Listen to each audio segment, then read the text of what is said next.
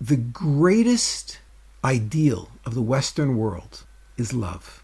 We are a romantic culture. If you read Western literature, it's romantic literature. We are a society that idealized love.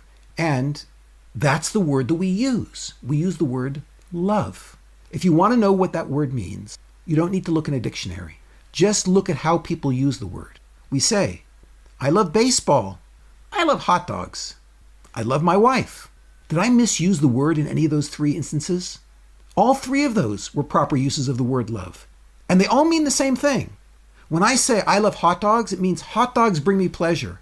When I say I love baseball, baseball brings me pleasure. When I say I love my wife, what I mean is my wife brings me pleasure. Love is all about me, me, me. It's all about what brings me pleasure. In Judaism, is there such a thing as love? Well, look that up in a dictionary. Love, translate it into Hebrew, go to Google Translate. Love comes out, ahava. It turns out ahava is not the translation of love, it's the antithesis of love.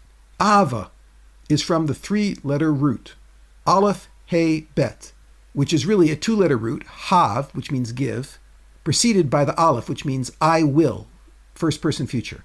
Ahav is I will give.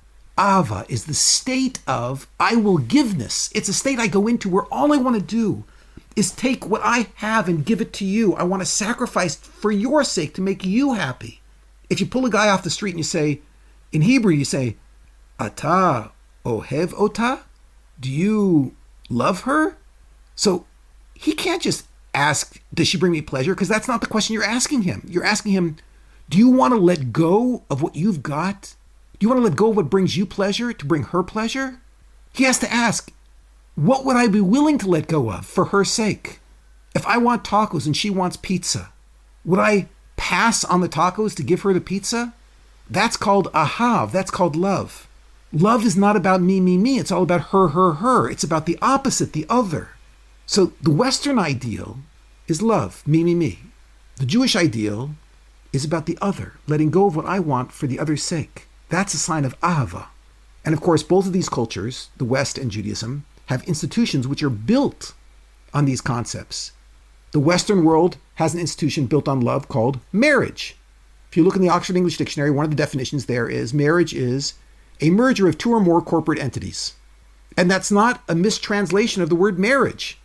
Marriage is, I'll take out the trash if you'll do the dishes. I'll earn the money if you'll take care of the kids. It's a 50-50 deal. I'll do my half if you do your half. It's a merger of two or more corporate entities. But of course, what happens in a merger of two or more corporate entities if one of the entities doesn't fully carry its weight? What happens if I have a company and one of the divisions of the company is not carrying its weight? Then we jettison that division of the company. That's called divorce. And what are the odds in a relationship that for 30, 40, 50, 60, 70 years, both people will always carry their half of the obligation? People don't go through periods of depression. People don't go through periods of misbehavior, tough times in life where they do the wrong thing. Eventually that's going to happen in every relationship, which means if you're involved in love and marriage, a merger of two or more corporate entities, which is completely self-centered, when the other division is not carrying its weight, you jettison them, which is why most American marriages end in divorce. Look at the institution that's built on Ava. The institution built on Ava is called Nisu'in. Nisu'in is from the Hebrew root nun sin aleph, nosei, to carry. Nisu'in is carryings, plural. What does it mean? On the day you go under the chuppah, under the marriage canopy, you pick up your spouse and you say, you know what, no matter how heavy you get, I'll never put you down. I'm going to carry you forever. It's not a 50-50 deal. It's a 100-100 deal. Each person says, I exist to make your dreams come true. I'm going to let go of what I want for your sake, the other says. So that's a stable relationship. And more, it's not selfish. It's not profitable. It's loving, truly loving. The word in Hebrew for sacrifices is korbanot, from the word karov, which means close. These are things that cause closeness. What things cause closeness? When I let go of what I want to teach myself that it's all about you, that draws me close to you.